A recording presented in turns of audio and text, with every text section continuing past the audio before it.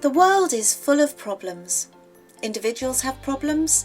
Families, organisations and communities have problems that need addressing. Sometimes these problems can seem overwhelming, and it's hard to know the best way to get rid of them.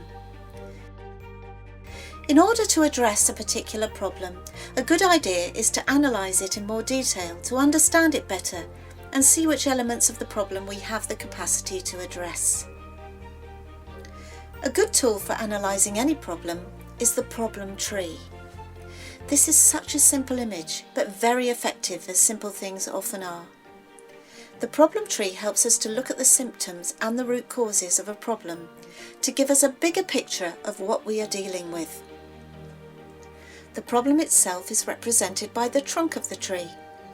Then the root causes of the problem are represented by the roots of the tree, and the symptoms or effects of the problem are represented by the branches and the leaves. Quite simply, once you have identified the problem and written it on the trunk of the tree, the next thing to do is to think of all the symptoms of this problem and write them in the leaves of the tree, and then all the causes of the problem and write them in the roots of the tree. If you are an individual, you could simply draw your tree on a piece of A4 paper. If you are a group of people, you could take a large piece of paper and draw your tree and then discuss the symptoms and causes together as a group, maybe using post-it notes to put all the suggestions on the tree. A good way of looking at the symptoms of a problem is to think of a symptom and then say, "Then what?" which leads to another symptom, and so on. Similarly, when looking at the root causes, you can think of a cause and then say, "But why?" and that will lead to a deeper cause, and so on, until you get to the deepest root cause of a problem. So let's look at a fun example. Suppose your problem is that your alarm clock is broken. You would start by writing, "My alarm clock is broken," on the trunk of the tree. First, let's look at the symptoms or effects of your alarm clock being broken. One effect would be that you would get up late. So then you ask, "Then what?" Well, then you would be late for work. Then what? You could lose your job, and that would lead to a loss of income. Another symptom might be that your partner gets incredibly annoyed with you. So you would think of the consequences of that in the same way, saying, "Then what?" and so on. It is sobering to think what a broken alarm clock may lead to. Now let's look at the causes of a broken alarm clock. One cause might be that the battery is dead. So you ask, "But why?" Because it is poor quality. And why is that? Because you can only afford the cheap ones. We're beginning to get a picture of the symptoms and causes of the broken alarm clock, and already we can think about how we might address this problem.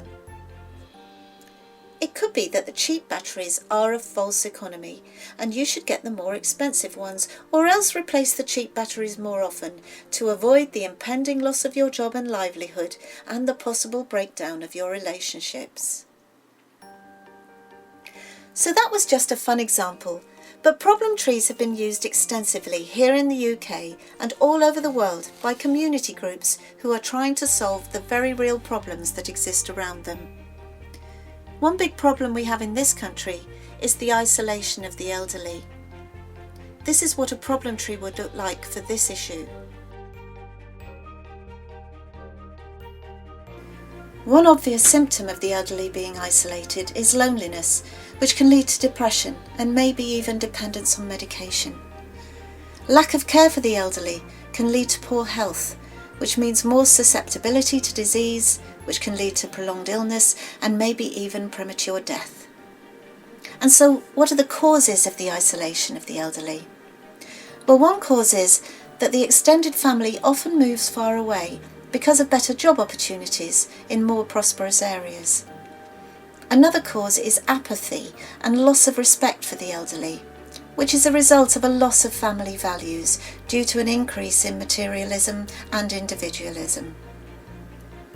A third cause is the decline of services to the elderly, which is a result of cuts in services due to loss of funding in local authorities.